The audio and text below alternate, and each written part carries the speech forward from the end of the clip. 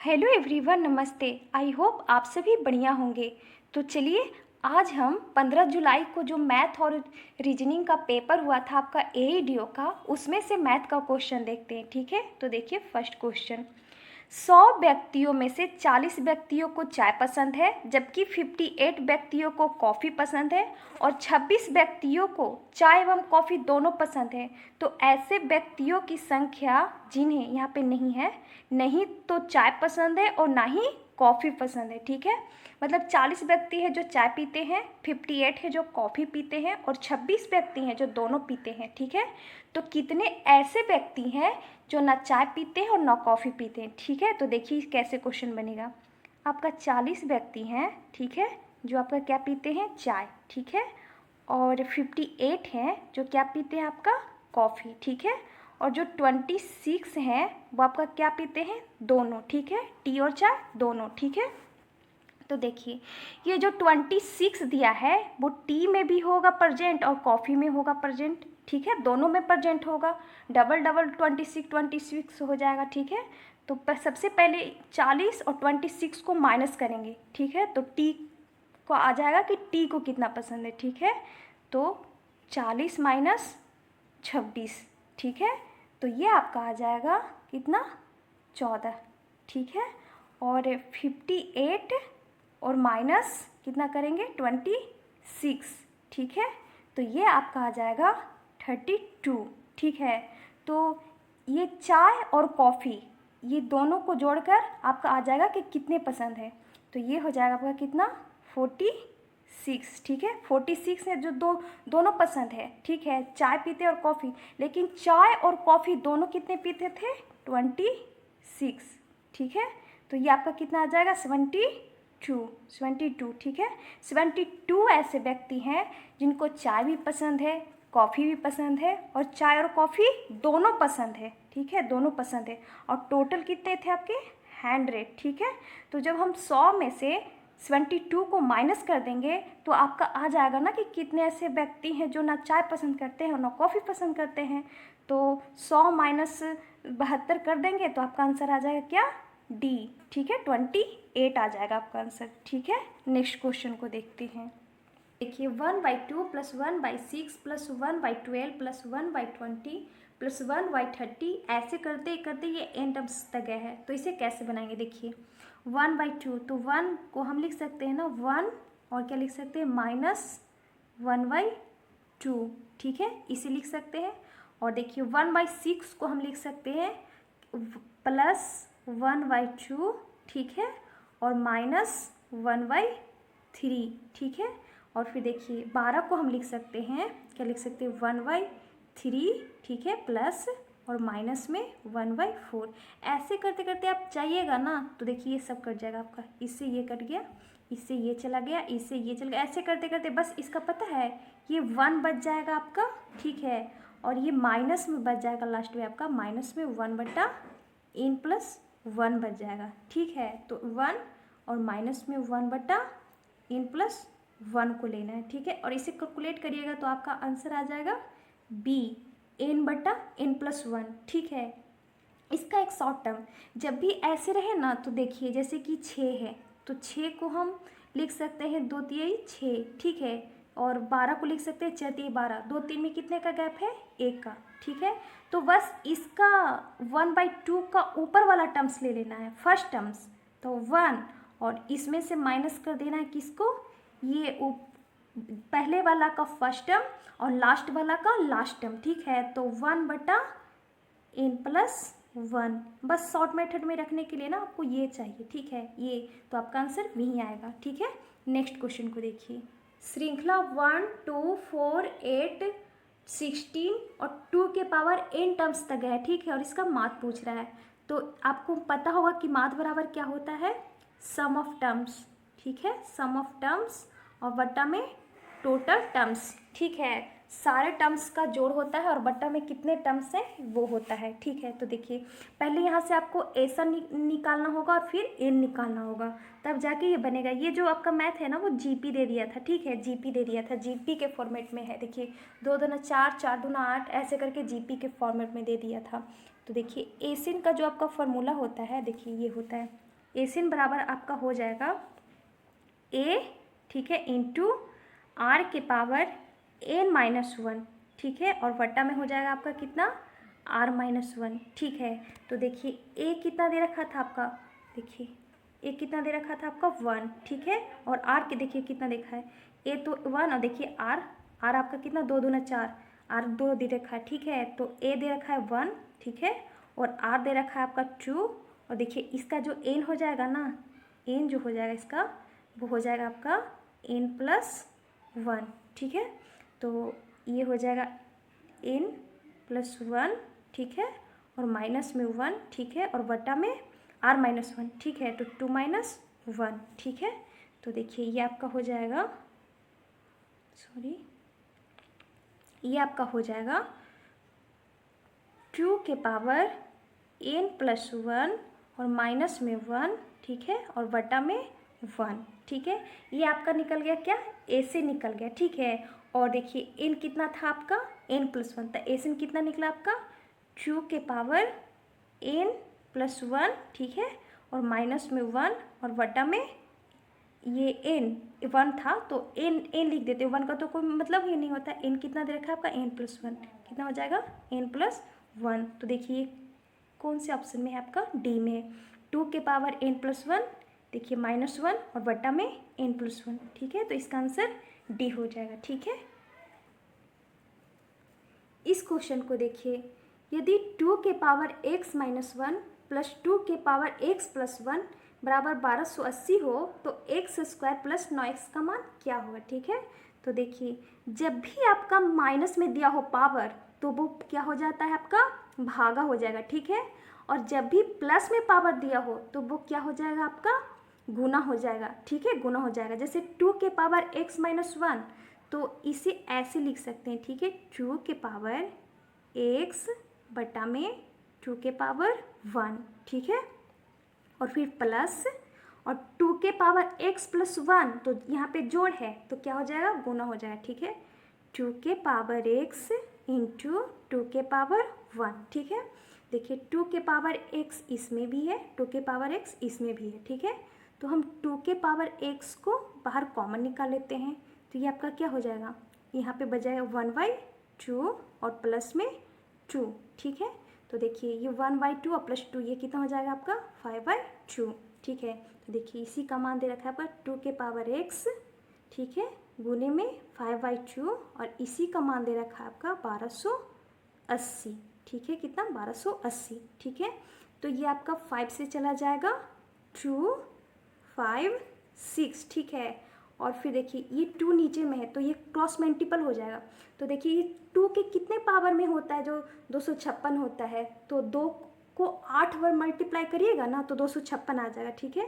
2 के पावर 8 और ये 1 2 ये था, ठीक है, 1 2 ये है तो कितना हो गया 2 के पावर 9, ठीक है, 2 के पावर 9। तो देखिए ये 2 से 2 तो चला गया तो x का वैल्यू आपका आ गया 9, ठीक है। और इसी का पूछ रहा है x स्क्वायर तो 9 का स्क्वायर तो कितना हो जाएगा 81, ठीक है, और प्लस में 9x तो फिर हो जाएगा आपका 81, ठीक है। और 81 और 81 कितना हो जाएगा आपका 162, ठीक है। तो इसका आंसर आपका हो गया बी, ठीक है। अब नेक्स्ट क्वेश्चन को देखते हैं। देखिए 5 नंबर क्वेश्चन, 3 बराबर जग दूध और पानी से भरे हैं, प्रत्येक जग में दूध और पानी का अनुपात दे रखा है कि 1:2, 2:3, 3:4 है, ठीक है। तीनों जगहों की सामग्री को एक बर्तन में खाली कर दी जाती है तो बर्तन में दूध और पानी का अनुपात क्या होगा, ठीक है। ऐसे जब भी आपका क्वेश्चन दिया रहे ना तो आप पहले तीनों को वॉल्यूम को सेम करिए, ठीक है। तो देखिए मिल्क और आपका क्या दे रखा है वाटर, ठीक है, कितना दे रखा है रेशियो में 1:2, ठीक है। फिर कितना है 2:3, ठीक है। फिर कितना है आपका 3 कितना दे रखा है 4, ठीक है। तो देखिए इसका वॉल्यूम कितना है 3, ठीक है, ये कितना है 5, ठीक है, ये कितना है आपका 4 और 3 7, ठीक है। तो ये देखिए ये 3 5 7 है ना, ये तीनों को ना सेम करना है तो ऑफकोर्स इसका एलसीएम होगा, ठीक है, 3 गुने 5 गुने 7, ठीक है। तो देखिए इसको हम 3 से करना है तो 7 5 35, ठीक है, इसको हम 35 से मल्टीप्लाई करेंगे, ठीक है। तो 35 का कितना हो जाएगा 105, 105 हो जाएगा, ठीक है। और 5 को हम 20, देखिए ये 5 है इसमें तो 5 है तो 7 21, 21 से करेंगे तो 21 बचे 105, ठीक है। फिर देखिए इसमें 7 है तो 35 15, 15 से करेंगे तो ये सेम हो जाएगा, ठीक है। 15 सत्ते 75 से 105, ठीक है। तो देखिए जब हम इसका आयतन में करते हैं ना मल्टीप्लाई, तो इसके रेशियो में भी उससे मल्टीप्लाई करना होता है, ठीक है। तो 35 में 1 से करेंगे तो ये कितना हो जाएगा आपका, ये 35 ही हो जाएगा, ठीक है। 35 दूने कितना हो जाएगा आपका, 70 हो जाएगा, ठीक है। और 21 दूनी कितना हो जाएगा आपका, 42 हो जाएगा, ठीक है। 21 तिया कितना हो जाएगा, 63 हो जाएगा, ठीक है। 15 तिया कितना हो जाएगा, 45 हो जाएगा, 45 हो जाएगा, ठीक है। और 15 चुकी कितना हो जाएगा आपका, 60 हो जाएगा, ठीक है। और ये टोटल को टोटल से जोड़ दीजिए, ये आपका मिल्क था, ये आपका वाटर था, ठीक है। तो इधर आप जोड़िएगा तो आपका आएगा 122 रेशियो में, इधर जोड़िएगा तो आएगा आपका 193, ठीक है। तो देखिए यही जो आपका रेशियो आ गया ना, वो मिल्क और वाटर का आ गया। ऐसे आप आयतन में इसको सेम करके बनाइएगा ना तो आपका फास्ट बनेगा, ठीक है। तो इसका आंसर आपका क्या हो गया, बी, आपका हो गया बी, ठीक है। नेक्स्ट क्वेश्चन को देखते हैं। एक आयताकार खेत की लंबाई और चौड़ाई बढ़ा दी जाए तो खेत का क्षेत्रफल 50% बढ़ जाता है। यदि लंबाई में 20% की वृद्धि हुई तो चौड़ाई में कितने प्रतिशत की वृद्धि होगी, ठीक है। तो देखिए आप एक फॉर्मूला जानते होंगे, क्या जानते थे, x plus y plus minus होता है, ठीक है। अगर आपका कमी हो रही है तो माइनस को लेना होता है, ठीक है। और वृद्धि हो रही है तो प्लस को लेना होता है, ठीक है। और एक्स वाई और बटा में 100 होता था, ठीक है। इससे बनाइएगा ना तो आप फास्ट इसको कर सकते हैं ये रूल से। तो देखिए बोल रहा है ना कि लंबाई को मान लीजिए कि x है और चौड़ाई को मान लीजिए कि y है, ठीक है। तो ये बोल रहा है आपका कि लंबाई में 20% की वृद्धि हुई, कितना हुई, 20% की, ठीक है। और चौड़ाई पूछा है कि चौड़ाई कितना है, मतलब y का वैल्यू पूछ रहा है, ठीक है। और ये प्लस में कितना हो जाएगा आपका 20y, ठीक है। x और y तो 20y हो जाएगा और बट्टा में हो जाएगा 100। और इसी का जो वैल्यू दिया है कि 50% बढ़ जाएगा, ये कमी और बढ़ी हुई मूल तो ही तो निकलती है ना इससे, तो ठीक है 50% बढ़ जाएगी, ठीक है। तो देखिए बी 25 100 हो गया, ठीक है। तो देखिए ये y और प्लस में y बटा 5, ठीक है, कितना हो जाएगा आपका 6y, ठीक है, 6y बटा 5, ठीक है। और ये देखिए 50 था और ये 20 उधर चला जाएगा, ठीक है। ये 50 था और 20 उधर चला जाएगा तो ये कितना हो जाएगा 30, 50 माइनस 20 हो जाएगा आपका, ठीक है। ये इधर जाएगा तो 30 हो जाएगा, ठीक है। तो 6 25 30, ठीक है। तो y का वैल्यू कितना आ गया आपका 5 25 25, ठीक है, 25% आ गया, आपका 25% आ गया, ठीक है, 25%। नेक्स्ट क्वेश्चन को देखते हैं। ए बी और सी का अनुपात दे रखा है, ठीक है। कितना दे रखा है, पूंजी का अनुपात 2:3:5 है। उनके निवेश करने का समय जो था 4:5:6 में है, तो उनके लाभ का अनुपात क्या होगा, ठीक है। तो आपको पता होगा कि लाभ प्रॉफिट बराबर जो होता है आपका वो होता है कितना, पूंजी, जो पूंजी आप लगाए हैं वो होता है और टाइम होता है, ठीक है। पूंजी गुने टाइम होता है, ये तो बहुत ईजी है, ठीक है। तो देखिए ये प्रॉफिट लाभ का रेशियो पूछा है तो लाभ बराबर होता है पूंजी गुने समय, ठीक है। तो देखिए 4 दूना 8, ठीक है, 35 15, ठीक है, 6 25 30, ठीक है। तो देखिए कौन से ऑप्शन में 8 15 30, देखिए ए नंबर के ऑप्शन में, तो आपका आंसर आ गया क्या, ए, ठीक है, ए। इस क्वेश्चन को देखिए, एक मूलधन को एक निश्चित दर पे 2 वर्ष के लिए साधारण ब्याज पे रखा गया। यदि दर 3% अधिक हो तो ब्याज 300 अधिक होता है। मूलधन ज्ञात कीजिए, ठीक है। आपका दे रखा है कि 2 वर्ष के लिए साधारण ब्याज पे रखा गया, ठीक है। यदि दर 3% अधिक होती तो ब्याज 300 अधिक होता, तो मूलधन ज्ञात करिए, ठीक है।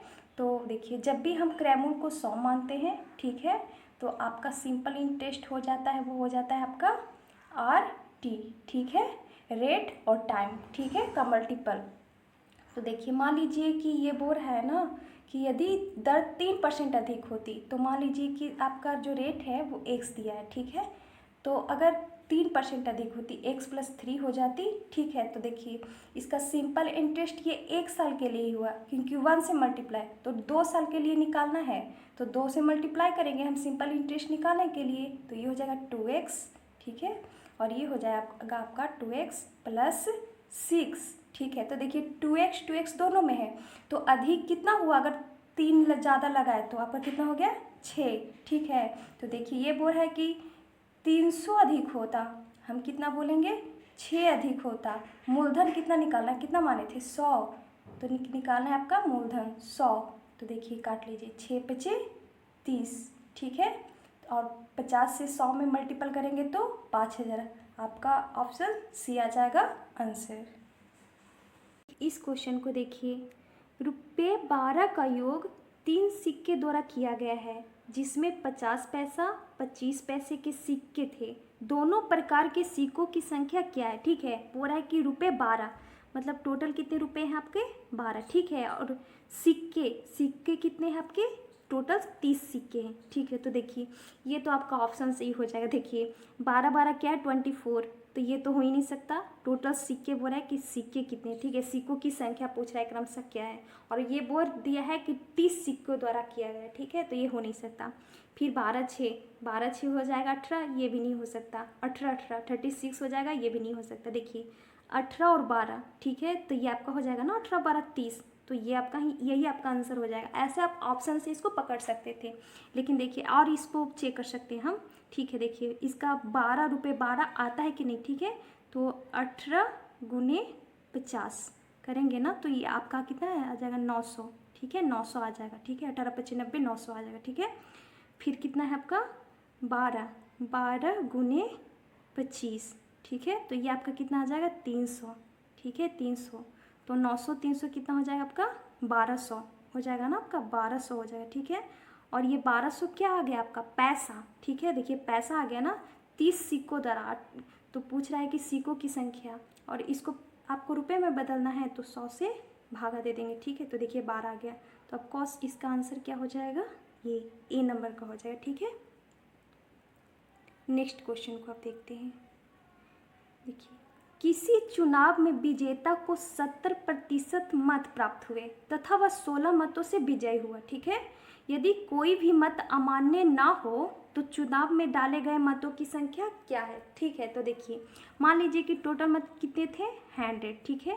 100 मत में जो विनर है उसको कितना मिला है 70, ठीक है। तो जो लूजर है, जो हार गया होगा, उसको कितना मिला होगा 30। ये बोल रहा है 1600 मतों से विजय हुआ, 1600 मतों से विजय हुआ। तो देखिए कितना मतों से विजय हुआ, 70 - 30, तो कितना मतों से हुआ 40, ठीक है 40। तो हो गया कितना 40।